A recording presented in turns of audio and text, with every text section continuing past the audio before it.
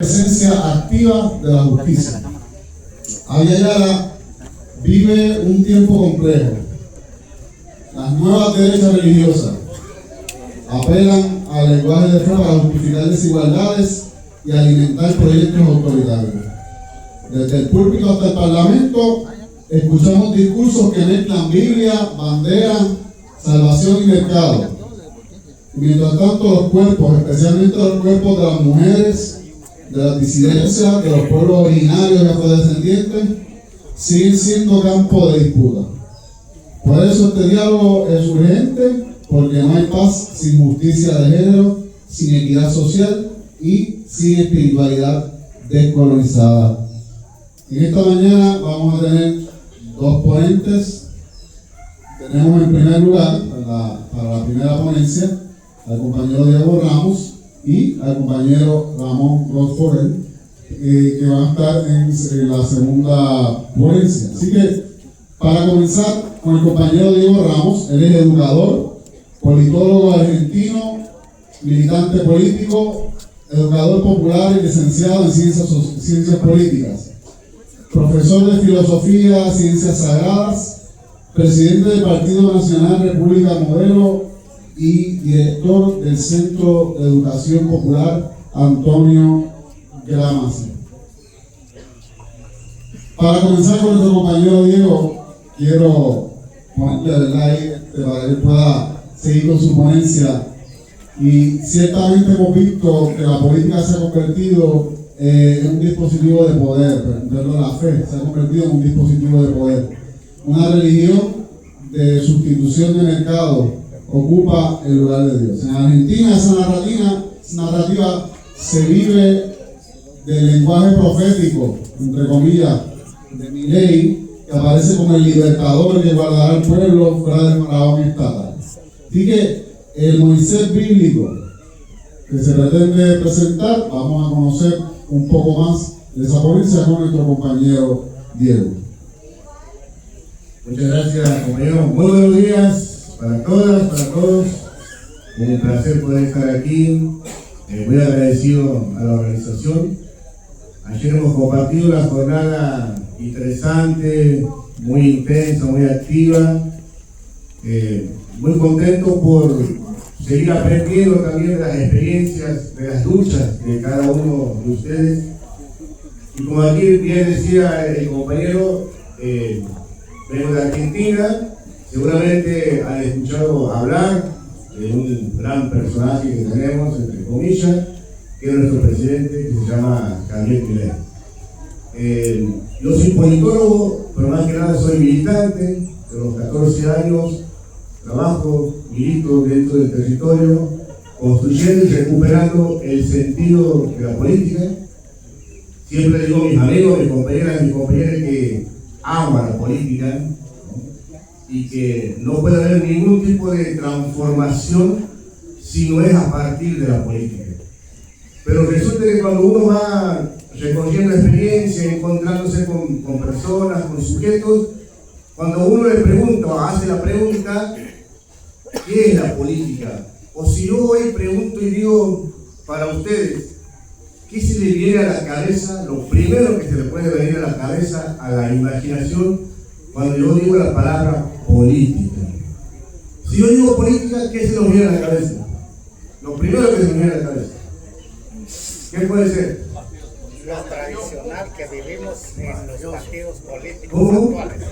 Lo tradicional que nos han enseñado, nos han inculcado los partidos políticos. Exacto. ¿Qué más? Si yo digo política, ¿qué se viene a la cabeza? Engaño. Buscar el bien común, engaño, tradición. Si yo digo política, plata, me dicen allá. Si yo digo política, ¿qué se me viene a la cabeza? Lo primero que se ve. Corrupción. Exactamente. Fíjense cómo cuando uno utiliza la palabra política, más allá de que hablamos de política y tenemos un encuentro de teologías políticas, sin embargo está muy metido en nosotros esta percepción de que la política es corrupta. La política es corrupta, la política es sucia, no hay que meterse en la política. Y sin embargo nosotros luchamos, construimos, nos organizamos para cambiar nuestros sentidos de la vida, para buscar justicia en nuestra vida, Pero como contradictoriamente podemos decir que todo eso que queremos alcanzar no se puede hacer si no es con la política. En el año 2014, en la Argentina, comienza a surgir un partido de derecha que después llevó a la presidencia a quien fue el presidente Mauricio Macri. Y ahí comenzamos a detectar y a mirar cómo se comenzó a utilizar el relato teológico religioso en la política para convencer a la sociedad. Nosotros veníamos de una experiencia de gobierno peronista donde se habían logrado conquistar derechos políticos, derechos sociales, derechos de género, y de pronto apareció un partido con un eslogan que decía cambiemos. Y ahí se empezó a trabajarse la idea acerca de sospechar de los que hacen la política. 2014 se va a elección, gana el partido de la derecha con este eslogan de cambiemos y con esta idea de demonizar la política, porque apareció la derecha argentina no con sujetos políticos, sino con empresarios.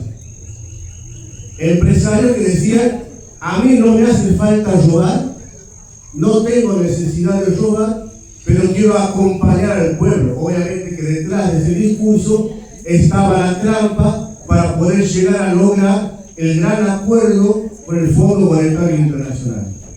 Se ganó la presidencia, la derecha ganó la presidencia, y en el 2015 Argentina logró con el Fondo Monetario Internacional la mayor deuda de la historia del planeta. No hay ningún país en el mundo que se haya endeudado como Argentina. Pero fue un endeudamiento ilegal porque no se consultó al Congreso. Hay una ley en Argentina que para poder pedir un préstamo hace falta que los senadores y diputados lo discutan y se lo aprueben. Eso no ocurrió. Y se pidió por decreto el primer endeudamiento fenomenal de la historia argentina. Todavía nos estamos preguntando a dónde está la plata. Se la fugaron a la plata. Se la llevaron a la plata.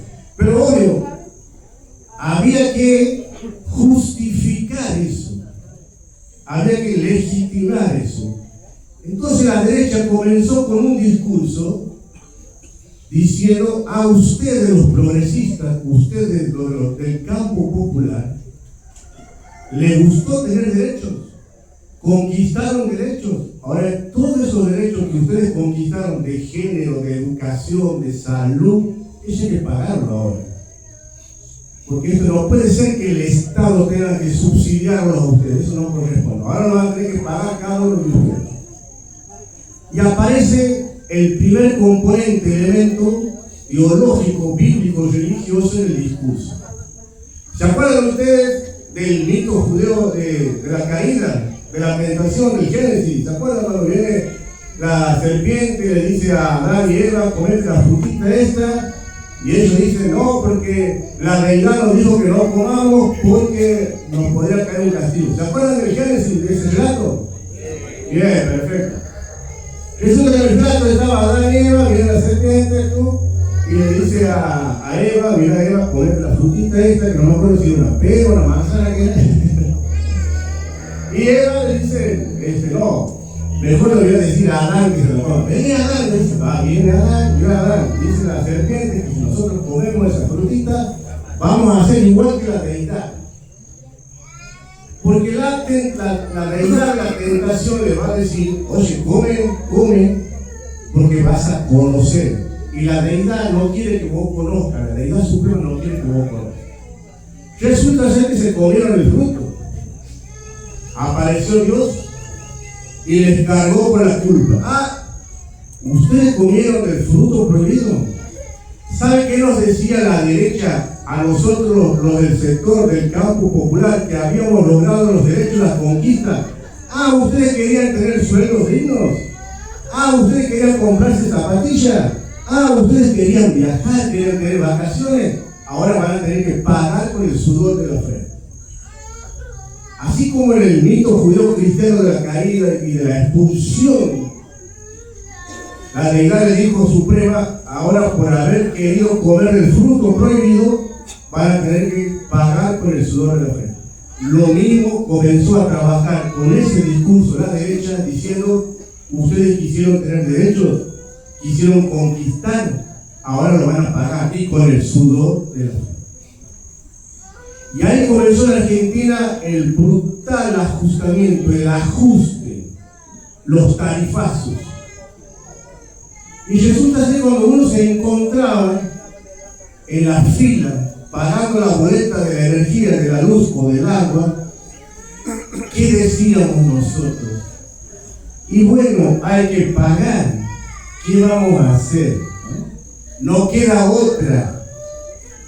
Fíjense cómo también nosotros empezamos a tener una respuesta de resignación. ¿Qué vamos a hacer? No queda otra.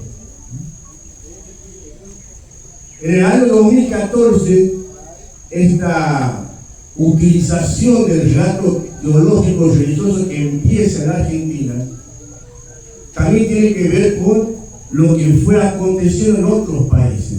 Ustedes recuerden que en Brasil la presidenta Dilma Rousseff fue destituida de su cargo en el nombre de Dios. La bancada evangélica en el Senado la destituyó en nombre de Dios y en nombre de la dictadura. Cuando derrocan a Evo Morales en Bolivia, Áñez entra al Congreso con una tremenda Biblia enorme, grande, y dice: venimos a purificar a Bolivia. Venimos a salvarlo de la pudredumbre de la política que venían trayendo los procesos políticos populares. Ese mismo discurso empezó a entrar en la Argentina. Ese discurso teológico político. Y aquí hacemos un paréntesis. El problema no es la teología. Siempre decimos que detrás de cada política hay una teología. Eso no es el problema. El problema es qué tipo de teología hay detrás de esa política. Puedes tener una teología sacrificial, la que te pide, te induce, te llama, te invoca, te propone a que te sacrifiques. Y resulta que nosotros, Argentina, de donde yo vengo, Santiago del Estero, el norte, nosotros venimos de una tradición colonial del virreinato del Perú. En esa tradición del virreinato del Perú se trabajó con lo que se llamó la pedagogía de la evangelización. ¿Cómo se llamó? Pedagogía de la evangelización. Esa pedagogía de la evangelización, en la época de la conquista, introdujo un elemento teológico que es la teología de la resignación. Y hasta el día de hoy sigue funcionando. Y bueno, ¿qué vamos a hacer? Por algo tenemos que pagar de más. Y bueno, hemos querido tener ciertos derechos, ahora tenemos que devolver y pagar. Esa teología de la resignación colonial, histórica, sigue vigente. Pero de pronto apareció en la Argentina otro fenómeno que fue creciendo, que fue el fenómeno del crecimiento de las iglesias protestantes. Aquí hago un segundo paréntesis. Aquí el compañero me decía que yo era militante político. Entonces lo que yo estoy aquí tratando de que podamos conversar es una preocupación política. Como militante, como político, como sujeto político, empezamos a mirar el fenómeno teológico religioso como una preocupación. Nos empezó a preocupar, porque la derecha comenzó a utilizar ese discurso teológico político para convencer a la sociedad. Ya no le bastaban los golpes militares, derrocamiento de gobierno, había que utilizar otro recurso, y fue el recurso bíblico, teológico, político. Y resulta que este gran crecimiento de las iglesias protestantes en la Argentina dio como un escenario de pietismo, es decir, esa relación individual de creencia, esa relación única entre mi persona y Dios, y olvidando el sentido de la comunidad, olvidando el sentido de lo colectivo, olvidando mi compromiso social, descuidando los cuerpos sufrientes por injusticia, por leyes, por normas, lo que fuese.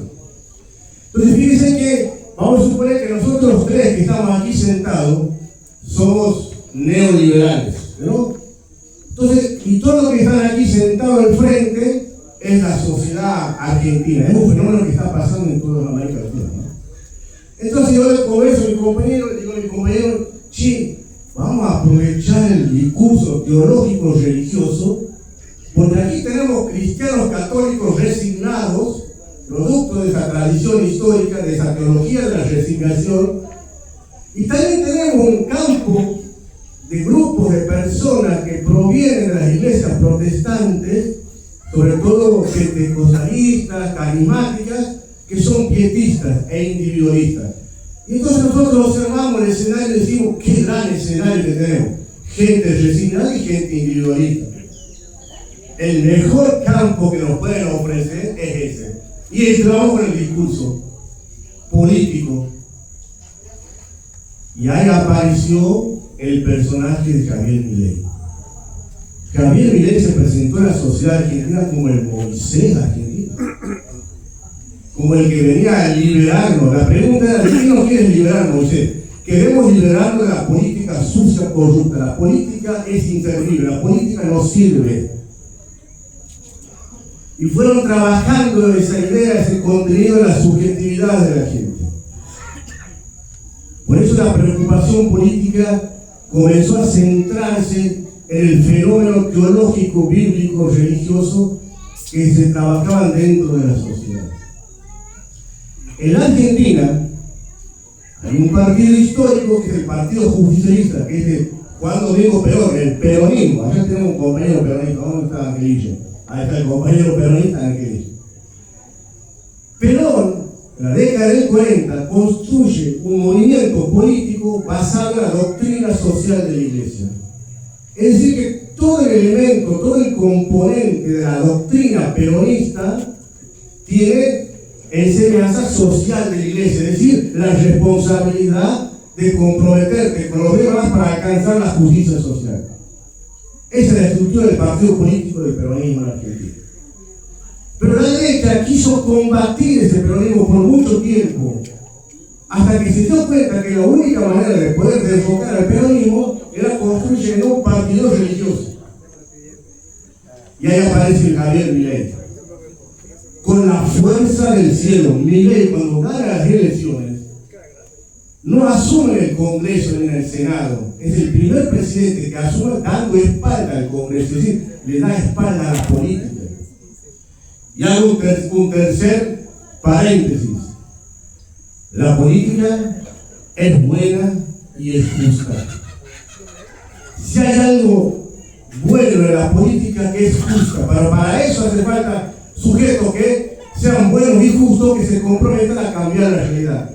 Pero el gran trabajo de la derecha fue justamente entrar a trabajar en la demonización de la política. La política es sucia, impura, corrupta. Imagínense sociedades de hombres y mujeres que pertenecen a distintas iglesias cristianas, en donde aparece la cristiandad justificando que es mejor ser individualista, es mejor un pietismo, es mejor la resignación que asumir el compromiso de construir proyectos colectivos y comunitarios. ¿Cuál es la diferencia entre el peronismo y el partido de Javier Milei? Javier Milei logró llevar a la sociedad argentina al campo religioso. Lo sacó de la política. Ahora, cuando las sociedades cristianas o creyentes se meten solamente en el campo religioso y descuidan el campo de la política, vamos a discutir en el campo religioso solamente verdades y moralidades. ¿Qué te vas a meter en política para robar? No, si la política son todos corruptos. No, si la política solamente es la plata. Ese discurso es el que está entrando de manera fuerte, tratando a la derecha de convencer que hay que salir del campo de la política, es decir, hay que salir del campo de la lucha, hay que salir del campo de las conquistas para meterse en el campo religioso, para que te quedes de manera individual y resignada. Eso está haciendo la derecha con la utilización del relato teológico bíblico político. Llevar a la sociedad al campo religioso, descuidar el campo político. ¿Por qué? Porque en el campo de la política es donde se construye. Es el campo de la política donde nosotros podemos construir derechos políticos, económicos, culturales, sociales. Pero nosotros, como estamos tan interesados en su fe, aprovechamos la posibilidad de meternos en el campo religioso y que descuiden el campo de la política.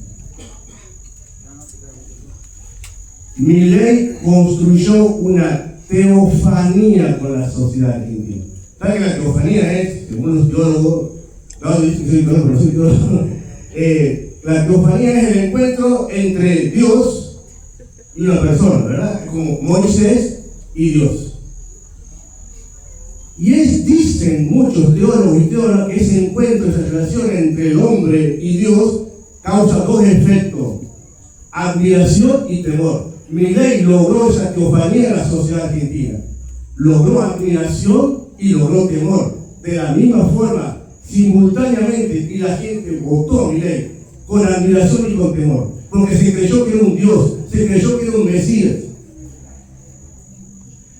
Él, en sus redes sociales, cuando presentó su primera ley, lo tuiteó y puso las tablas de Moisés, porque él era el Moisés que venía a liberar al pueblo argentino. ¿De qué lo quiere liberar el neoliberalismo a la extrema derecha? De las construcciones políticas populares. ¿De qué lo quiere liberar? De la conciencia política, de la lucha por la dignidad. ¿De qué lo quiere liberar? Del sentido colectivo y comunitario. De eso lo quiere liberar. Pero había que desmitificarlo a Milei, porque Milei no es Moisés. Cuando Dios llama a Moisés, lo llama para construir una nación justa, solidaria. Y Milei está construyendo todo lo contrario: sociedades injustas e insolidarias, a partir del odio, del discurso, del relato del odio. Cruel, exactamente, cruel. Si Milei no es Moisés, ¿quién es? Nosotros decimos, desde la política, que es el neoliberalista de Salomón. ¿Se acuerdan que en el Antiguo Testamento le decían a la tradición que venían trabajando y construyendo por muchos años la tierra prometida, empezaron a pedir un rey? Ya no queremos tener la misma cultura y la misma experiencia de fe. Nosotros queremos ser como los demás pueblos, queremos un rey, queremos reyes. Y aparecieron los reyes en la historia de la tradición bíblica, de la historia de aparecieron los reyes.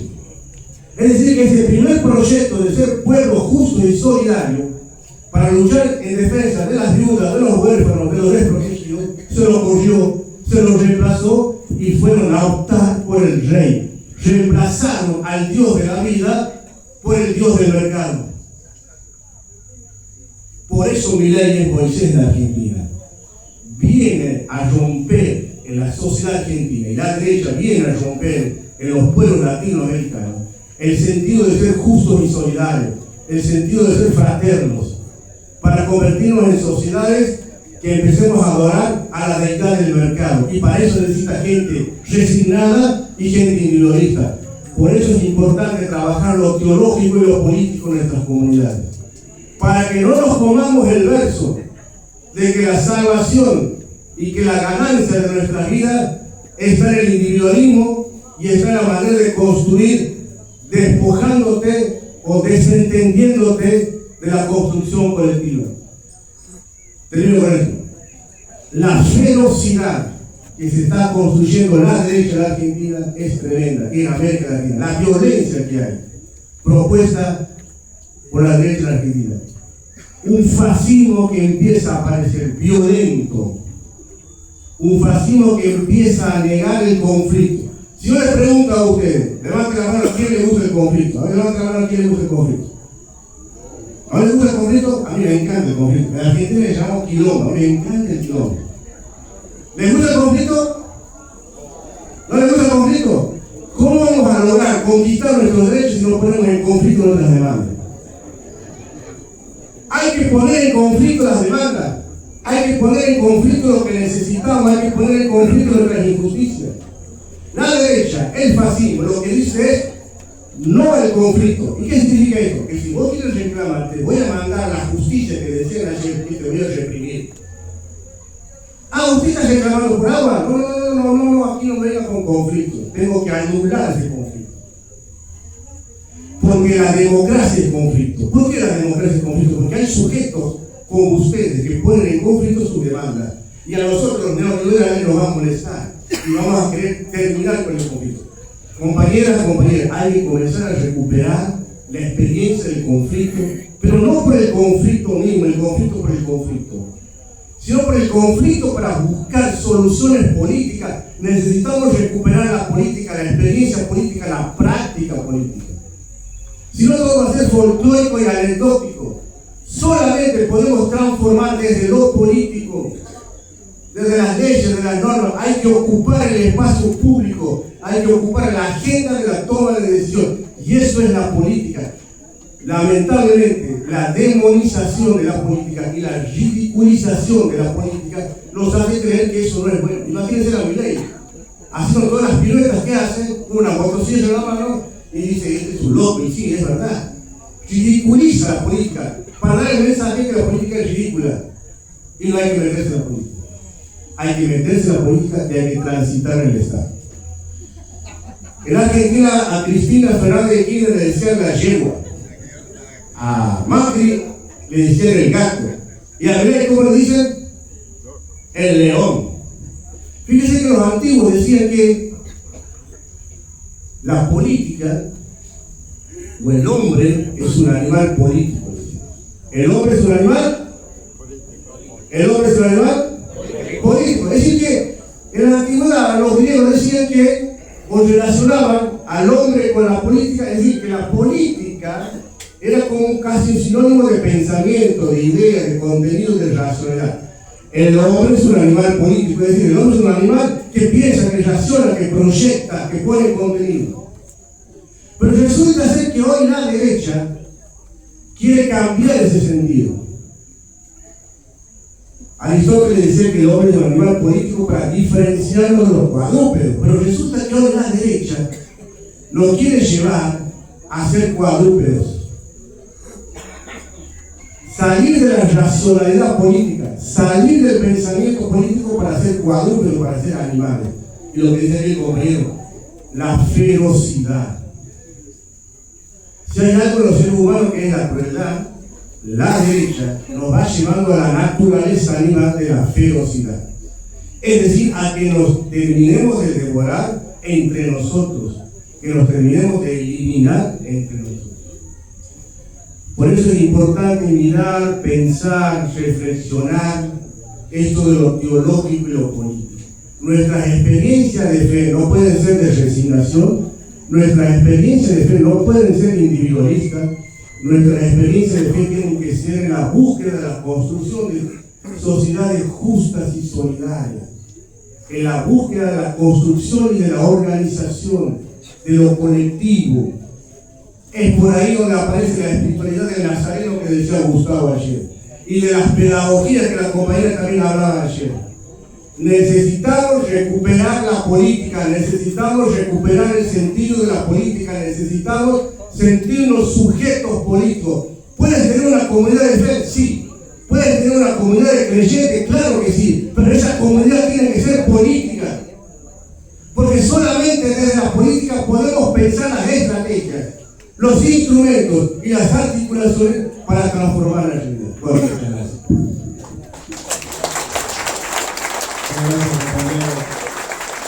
Sin duda la fe es algo que tenemos, ¿verdad? Cada ser humano de forma individual, pero se vive en comunidad. La fe hay que vivir en comunidad. Y si el caso de Milei, el lenguaje religioso sirve para bendecir el mercado, en el caso del conflicto en Gaza, observamos la misma lógica aplicada al poder militar, y en ambos casos la fe se manipula para justificar la exclusión y la muerte. Y el problema aquí, mis hermanos y hermanas, compañeros, compañeras, como lo hablamos ayer, no es la religión cristiana, es la cristiandad imperial, que olvida, ¿verdad?, que Jesús de Nazaret se solidarizó con los marginados y se alía con los poderes que crucifican, porque la espiritualidad de Jesús es amor que se entrega y la de la cristiandad es poder que se conserva. Así que cuando escuchamos el tema de genocidio y cristiandad de Al-Andalus a Gaza, entendemos que no estamos hablando solo de historia, sino de una continuidad. Desde la reconquista hasta la colonización de Yala, y hoy en la ocupación de Palestina, el nombre de Dios ha sido invocado para legitimar conquistas, borrar pueblos y silenciar espiritualidades. Vamos entonces en este momento a recibir al compañero, que ya ustedes le conocen muy bien. Discúlpenme que se me fue aquí. Ramón Rofoel. Y Ramón, ¿verdad? Para mencionarlo y tenerlo presente, es profesor emérito de estudios chicanos, latinos, del Departamento de Estudios Étnicos de la Universidad de California, Berkeley. Sus áreas de investigación incluyen ciudades globales, migración internacional, estudios étnicos, raza, etnicidad, estudios latinos, caribeños, desarrollando y comparando internacional, economía, política. Así que para hablar de este tema tan interesante y pertinente en el tema de Gaza, le damos al compañero Ramón Rofoel. Sí, muchas gracias. Este tema de Gaza, yo estoy seguro los palestinos, el pueblo palestino, estoy seguro que ustedes han escuchado sobre esto, pero no hay manera de no enterarse, ¿no?, del genocidio que se está practicando en este momento mientras hablamos contra el pueblo palestino. La mayoría de las muertes son niños y mujeres. Así de cobarde es el régimen israelí, que es un régimen racista colonial. Y para entender esto, yo creo que tenemos que ir un poquito atrás en la historia, porque el tipo de colonialismo que se practica en Palestina es un colonialismo que comenzó en el momento dentro de Europa, antes de que se expandiera en otras partes, dentro de ese territorio que hoy llamamos Europa. Empezó allí ese tipo de colonialismo, que es un colonialismo de población, donde los colonos, los colonizadores llegan y lo que les interesa es el territorio. Quieren quedarse con la tierra, quieren quedarse con tu casa. Y llegan con las armas y te sacan a patadas de tu casa. El primer momento de ese tipo de colonialismo moderno comenzó la conquista de lo que se conoce como Al-Andalus. Aquellos que estuvieron en mi seminario en marzo recuerdan que discutimos esto aquí mismo, en este lugar, organizado por Codeca. Y aquellos que no, pues pueden consultar los videos de mi seminario que hicimos aquí, que está en la página de Codeca.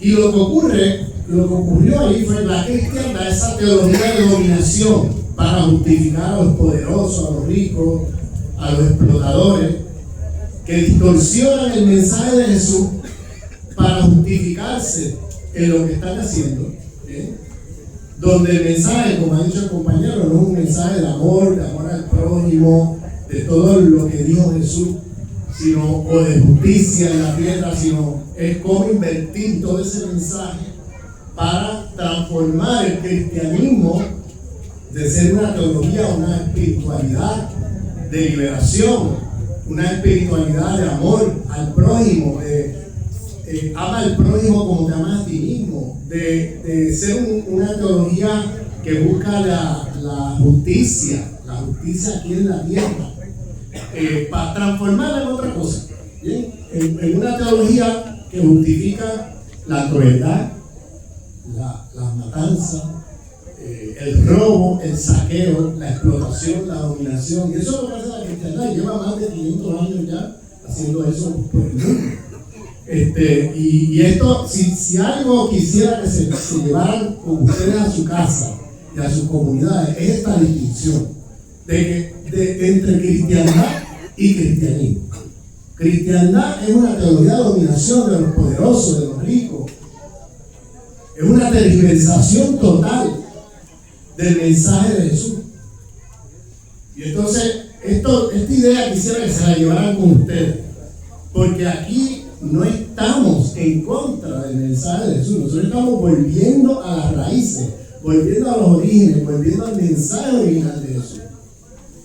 Lo que estamos es sacando del medio la tergiversación que se ha hecho de ese mensaje. Y eso hay que aclararlo, porque aquí no se está criticando el cristianismo, aquí se está criticando la cristiandad como teología de dominación, que ha sido criticada por muchos teólogos de diversión en nuestro continente, que han criticado eso, porque eso lo único que produce es muerte, injusticia.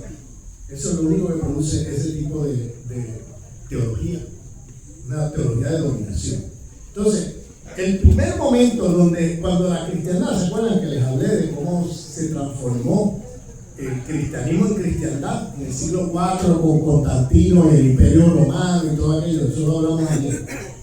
Pues el primer momento de esa expansión colonial de la cristiandad fue contra los territorios de los pueblos judíos, musulmanes y cristianos de Al-Ándalus. Al-Ándalus era esa parte de la civilización musulmana que estaba en la península ibérica, en lo que hoy llamamos España y Portugal.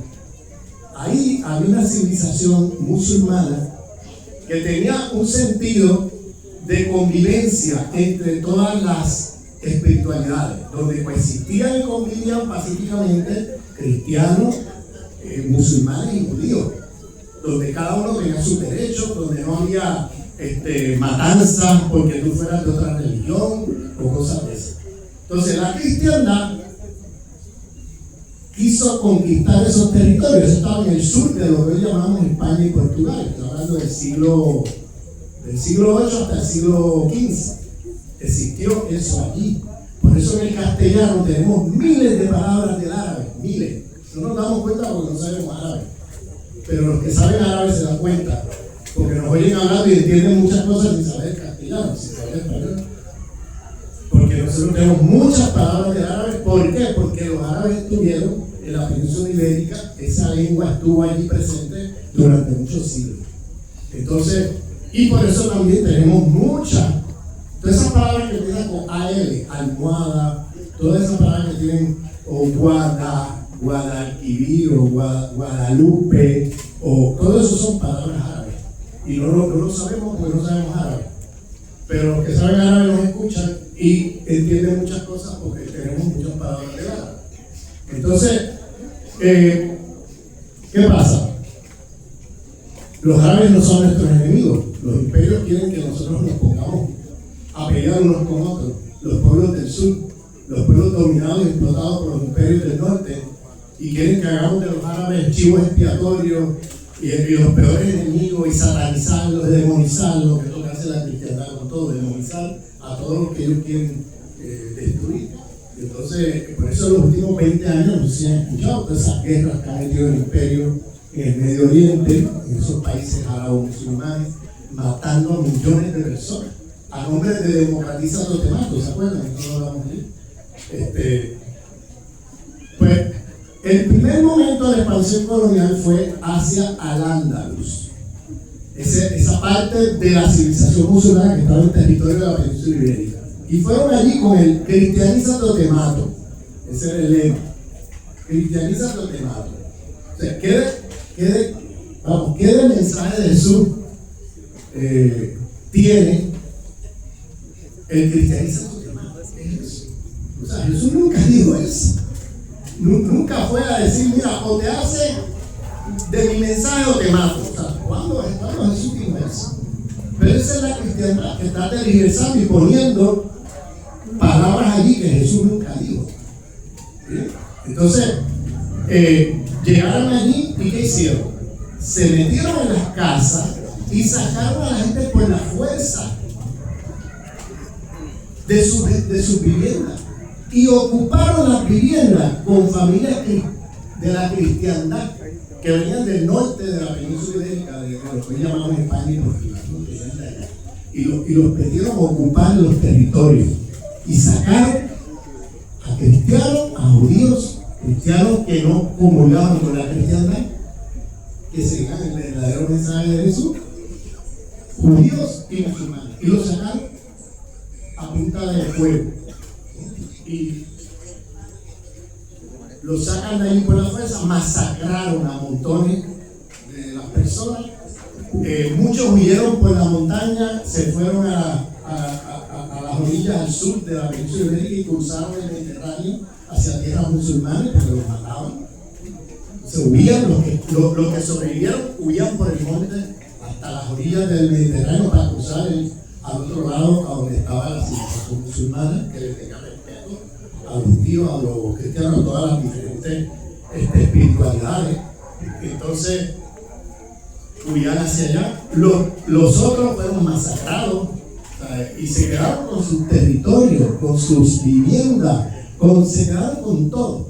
Entonces, yo siempre digo que tenemos que ver la historia de la conquista del Andaluz, no por razones, académicas, históricas, es porque ahí se ensayaron los métodos de conquista que van a usar por los próximos 500 años. Ese fue el laboratorio de la expansión colonial europea. Antes de ellos llegar acá, ellos hicieron ese genocidio allí con los pueblos musulmanes, judíos y cristianos, de los cristianos que seguían el mensaje de Jesús, no de la cristiandad. Esos cristianos que seguían el mensaje de Jesús criticaban al Imperio Romano y la cristiandad y todo eso. Bueno, la monarquía católica castellana, en su expansión hacia el sur, es el primer momento hacia el sur de la península ibérica donde se da el primer momento de la expansión colonial europea, antes de venir para acá. ¿Bien? Y ahí ensayaron estos métodos de conquista. ¿Qué hicieron? Allí hicieron este colonialismo de población, donde se metían en tus casas y te sacaban por la fuerza, mataban a la gente, mataban a las familias, a los niños, a las mujeres, y se quedaban con sus casas y con su territorio. ¿Bien? ¿Por qué empezó allí? Porque la primera catástrofe no fue la de Palestina, fue allí. Fue allí. Lo que estamos viendo en Palestina hoy es una repetición de eso que hicieron hace más de 500 años en la conquista del Andaluz. O sea, los métodos de conquista empezaron, ese fue el laboratorio. Allí fue donde ensayaron. Luego, ¿qué hicieron con sus bibliotecas? Las quemaron, le prendieron en fuego a las bibliotecas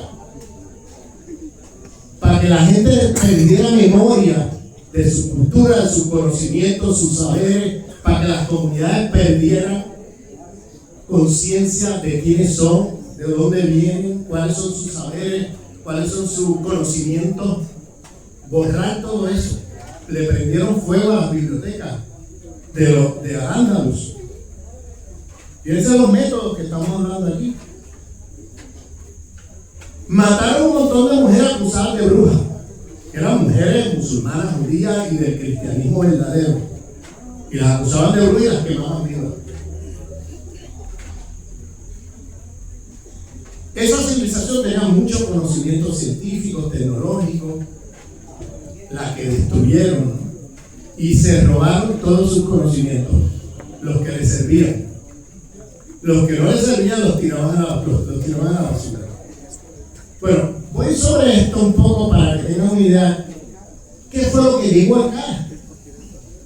Porque ellos cuando llegan acá, llegan con la cristiandad, llegan con una experiencia, un laboratorio de conquistar pueblos.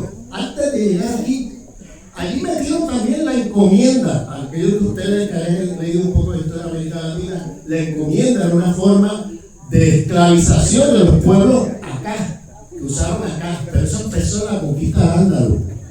Los sobrevivientes de la conquista, que eran aquellos que los forzaban a convertirse a la cristiandad y los metían en este sistema que se llamaba la encomienda, donde usted tenía que trabajar con una libreta de jornal un montón de horas al día de gratis para el dueño de la tierra. Dueños de tierra que se roban.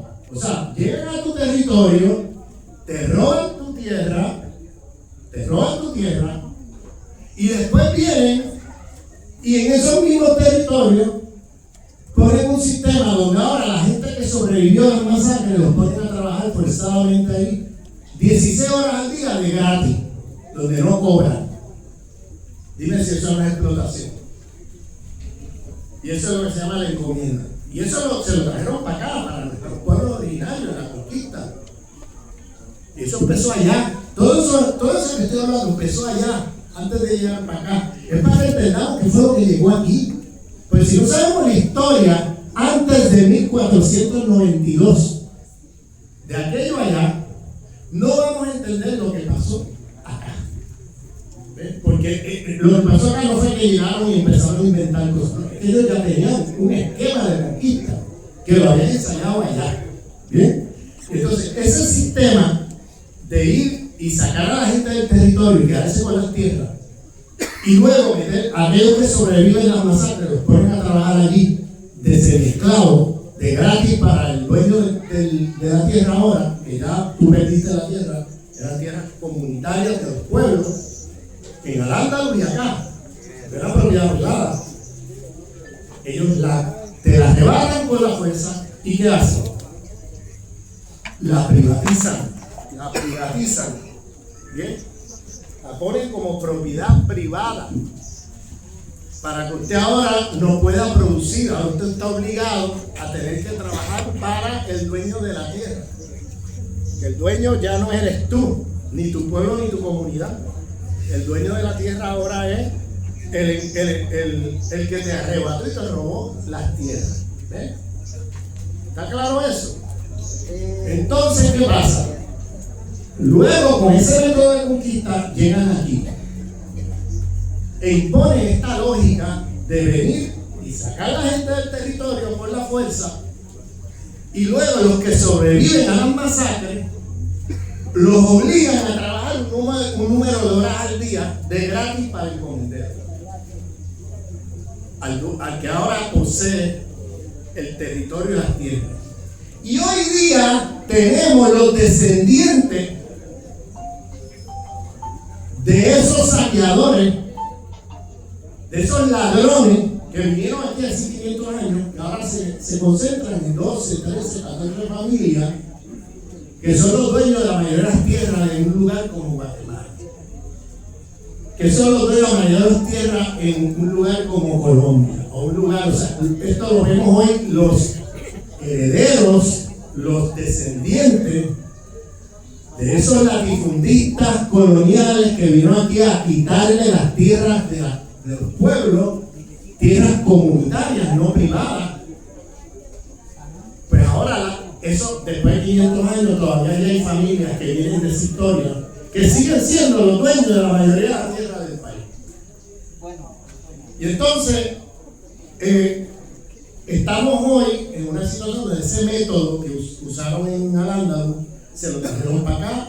Lo puedes ver también con los pueblos originarios de Estados, lo que llamamos Estados Unidos, que llegaron los peregrinos, que es el lado protestante de la cristiandad.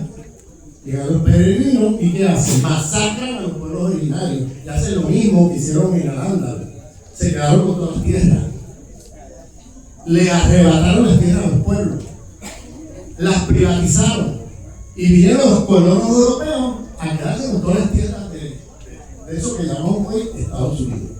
Y los que sobrevivieron los pusieron en lo que llaman las reservas de indios, digamos. Y hay unos pequeños bolsillos por el país donde tienen allá arrinconados a los pueblos originarios que sobreviven en esas masacres y ese genocidio. Eran millones de pueblos originarios en Norteamérica. Hoy quedan menos de 3 millones. O sea, mataron a medio mundo. Bien. Y lo mismo pasó en Canadá. Y ese mismo sistema pasó en Argentina. Y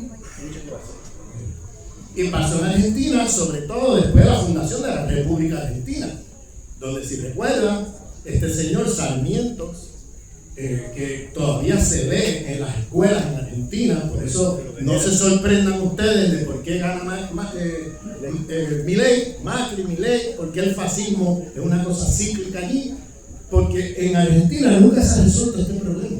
Es decir, en Argentina es un caso de colonialismo de población exitoso, donde mataron a la mayoría de los pueblos originarios que había en el territorio con un deporte en el siglo XIX que se llamaba caza de indios.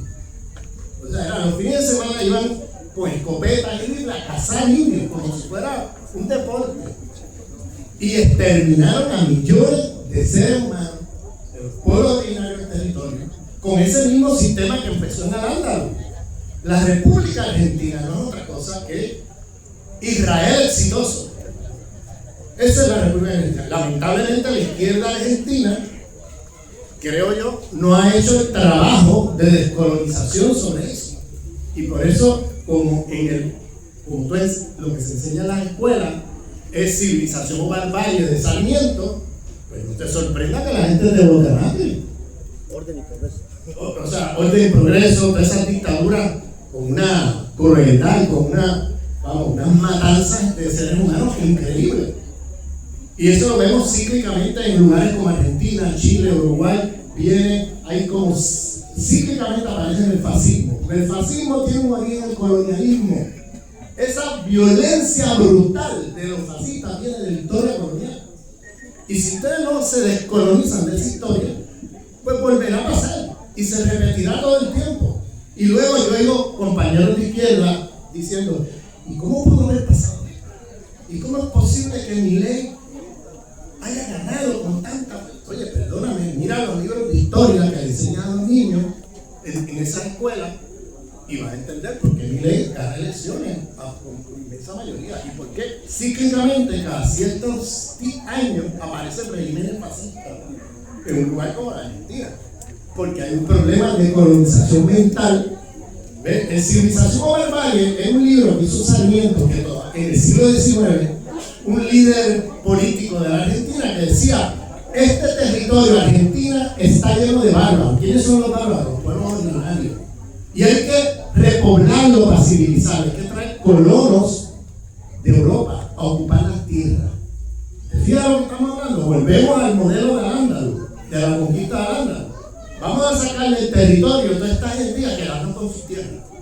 Es el mismo modelo, otra vez reciclado, ahora en el siglo XIX en la Argentina, en Chile, en Uruguay, en el sur de Brasil, en Sudáfrica, en Zimbabue, en Australia, en Nueva Zelanda, o sea, por todo el mundo, haciendo estas barbaridades. Y entonces, si en las escuelas de Argentina no hay una descolonización de esto, seguirá cíclicamente apareciendo el fantasma del fascismo, porque no es otra cosa que el fantasma de esa violencia brutal colonial de genocidio contra los pueblos originarios y con las comunidades. Entonces, y detrás de eso está la teología de la cristiandad. Toda la política tiene teología, tiene toda la razón, pero aquí lo que está detrás no es el cristianismo, es la cristiandad, que vienen con la Biblia en la mano y la espada en la otra, ¿no? Entonces, así fue como se expandieron por todos lados. Entonces, llegamos al caso de Palestina. En Palestina, ¿qué hicieron en 1948 los israelíes? Que eran europeos judíos que vinieron después de la Segunda Guerra Mundial al territorio de los palestinos y los sacaron de las casas por la fuerza, los masacraron y se les quedaron con sus viviendas y sus territorios. ¿Suena familiar?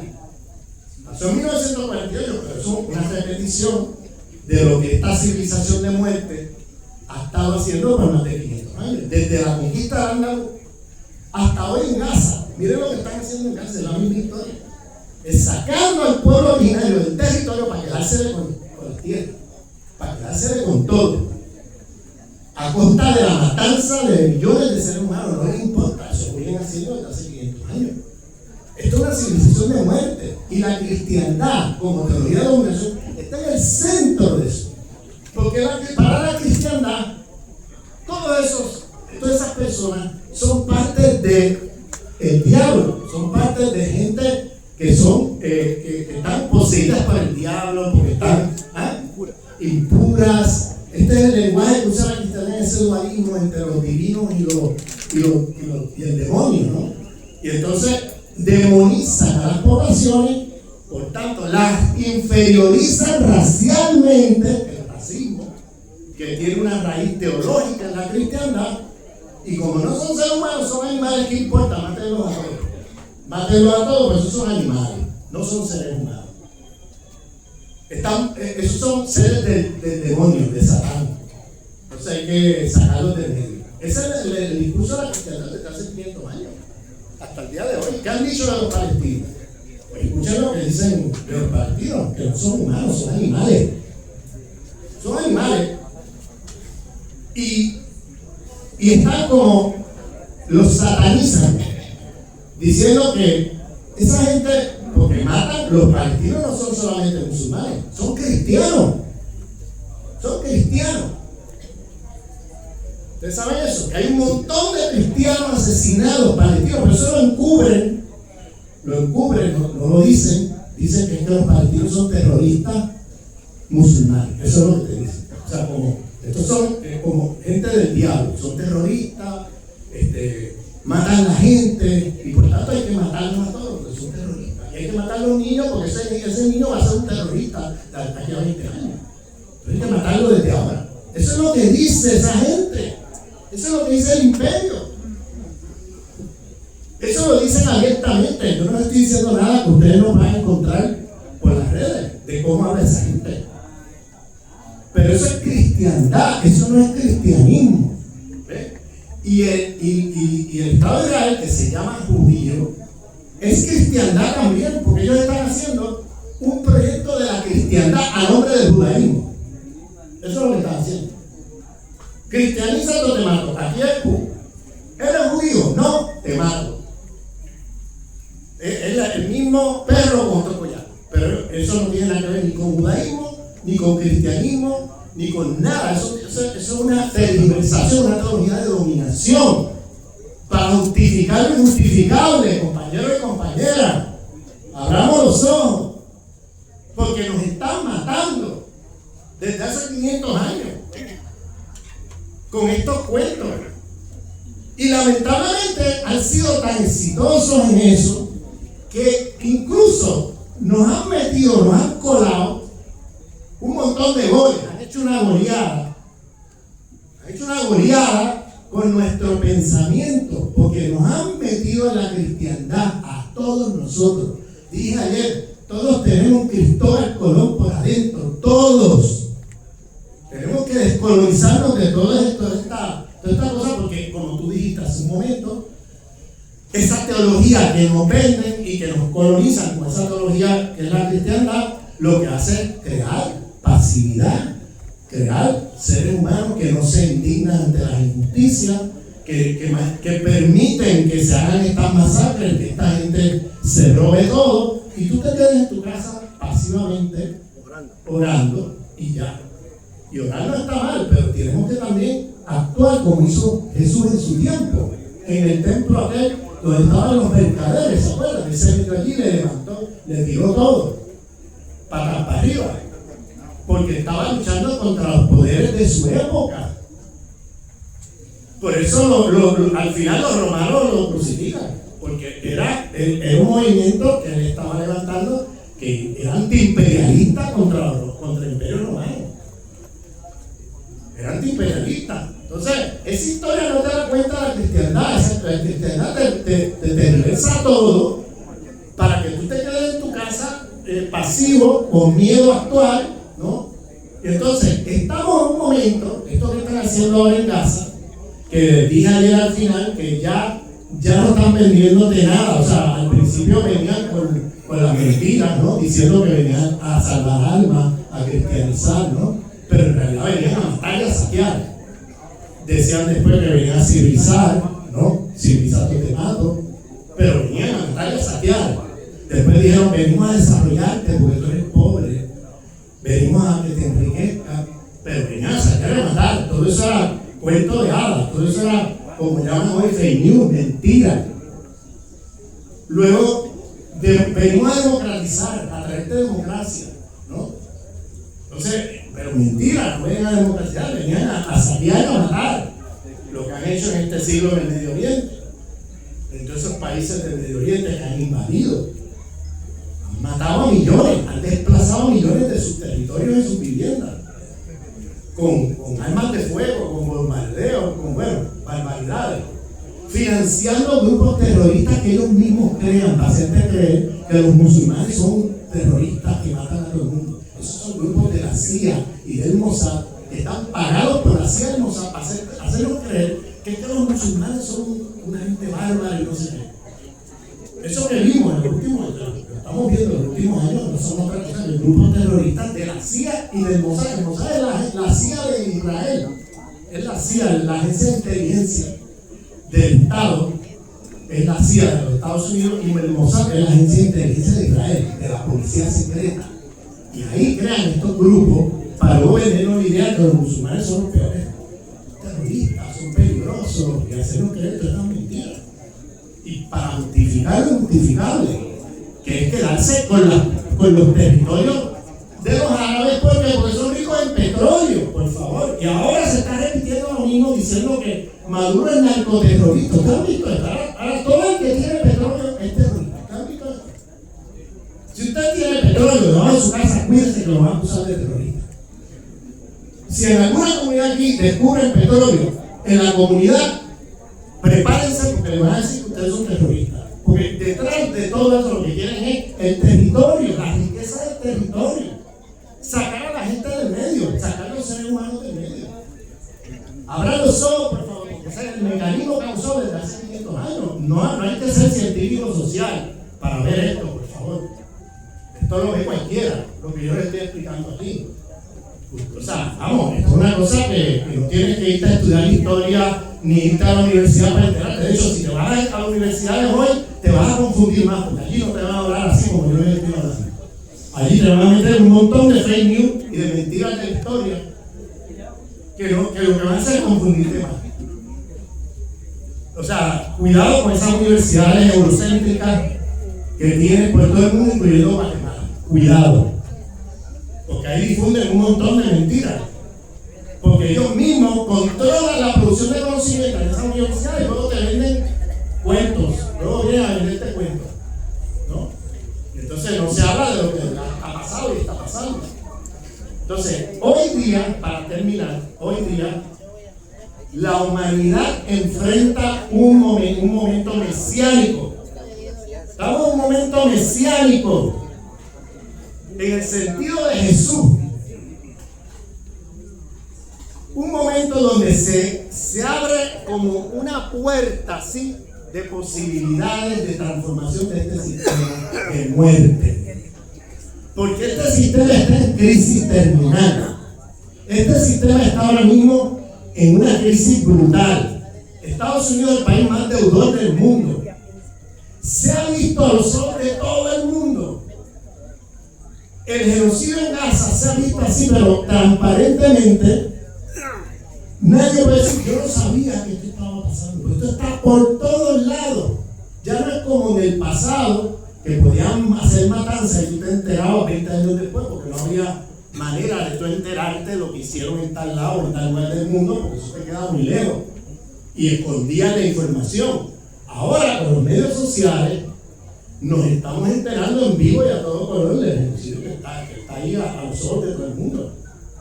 Y ellos lo que buscan es justificarlo. Dicen, bueno, esto es una banda de seres diabólicos, terroristas, etc. Eso es lo que nos dicen para que la gente se crea que, bueno, pues está bien que nos maten a todos, ¿no? Esas mentiras. Que la cristiandad luego las difunde a través de las iglesias de la cristiandad, sea protestante, sea católica, no importa. La cristiandad es una teoría de dominación que está ahí. No importa qué versión de la iglesia tú estés, hay cristiandad en todas las versiones de la iglesia, pero también hay teología de liberación en todas las versiones de la iglesia. Tú puedes ser protestante y tener teología de liberación. Tú puedes ser católico y tener teología de liberación. No tienes por qué tragarte los cuentos oficiales de esa iglesia, de la cristiandad. Tú puedes tener teología de liberación, tú puedes tener pensamiento crítico. Tú puedes tomar distancia de estas narrativas que nos venden a través de la cristiandad, sea de la versión protestante o de la versión católica. Eso sí se puede. Pero ahora estamos en un momento mesiánico, en el sentido de que toda la humanidad, a aparece un nuevo sujeto político, que es la humanidad entera. Toda la humanidad está mirando esto en vivo y a todo color. El que se quede en su casa y no mueve un dedo por el pueblo palestino, pues está siendo cómplice del genocidio. Ya no puedes decir, yo no sabía nada, ¿no? Lo sabemos todo. Y ahora hay que movilizarse desde donde estemos. El apoyo al pueblo palestino, la denuncia de este genocidio que está haciendo el imperio junto a esa élite de la cristiandad, que es el sionismo, el movimiento sionista, que se llaman judíos, pero en realidad no son judíos de verdad, son una banda de la cristiandad, porque están haciendo cristiandad, transformando el judaísmo en cristiandad, haciendo lo mismo que ha hecho toda la vida la cristiandad. Eso es una teología de dominación lo que están haciendo ahí, y repitiendo lo mismo que hicieron en Al-Ándalus hace más de 500 años, lo están haciendo ahora en Palestina, lo mismo. Y lo mismo que han hecho aquí, el genocidio contra los pueblos originarios aquí en Guatemala, lo mismo que han hecho en otras partes del mundo. Esto no es nuevo, pero ahora todo el mundo lo puede ver, nadie puede decir yo no sabía. Y entonces ahora nos toca actuar como humanidad. Como humanidad tenemos que movilizarnos para detener ese genocidio, para impedir que se salgan con la suya. ¿Por qué? Por varias razones. Primero, porque es justo que eso se detenga. Porque es justo, nada, no hay más razón. Pero además, podemos decir que ahí se está ensayando formas de genocidio con nuevas tecnologías. Están usando inteligencia artificial para exterminar seres humanos. Y el laboratorio es el genocidio en Palestina. ¿Ustedes saben eso? Están usando las nuevas tecnologías de la inteligencia artificial para asesinar millones de seres humanos. Lo están poniendo en práctica en Palestina. Las élites de este sistema. ¿Por qué? Porque el plan de ellos es reducir la población del mundo, provocar más genocidios a través del mundo. Y Palestina es un laboratorio. Así que el que me diga, eso está pasando por allá, eso no tiene nada que ver conmigo. Mentira, eso tiene que ver con todos nosotros.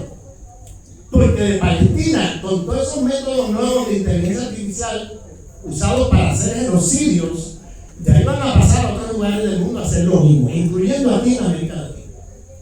No perdamos de vista que ese sistema civilizatorio está en crisis terminal ahora. Y es un tigre herido de muerte. Si tú tienes un tigre ahí bien alimentado, bueno, es peligroso, no se va a secar, pero está ahí tranquilo. Un tigre herido de muerte actúa de manera irracional y de manera tirando garras para todos lados. Y así está el imperialismo hoy, tirando garras para todos lados, porque está herido de muerte. Y es el momento más peligroso, porque se puede llevar la humanidad de por medio. El sistema imperialista mundial, fundado desde la expansión colonial hacia Al-Ándalus, que les expliqué ahora, hasta el día de hoy, es una civilización de muerte. Y o nosotros actuamos para detener esos genocidios, para destruir esta civilización de muerte y crear una civilización que produzca y reproduzca la vida, que ponga en práctica los valores de Jesús, o pues tenemos los días contados como humanidad y como vida en el planeta Tierra. Esta gente está destruyendo la vida humana y la vida no humana. La están destruyendo. De manera que esto no es un tema de que descolonizarnos de esto es una opción entre otras. No, es una necesidad. O nos descolonizamos de esto y creamos otra cosa nueva mejor que esta, o esta gente va a acabar con todos nosotros. En esa estamos en un momento mesiánico, donde o actuamos y se presenta un momento de posibilidades de transformación y de actuación, pues se abre ahí una brecha con lo que estamos viendo en el mundo, o esta gente va a acabar con todos nosotros. Muchas gracias.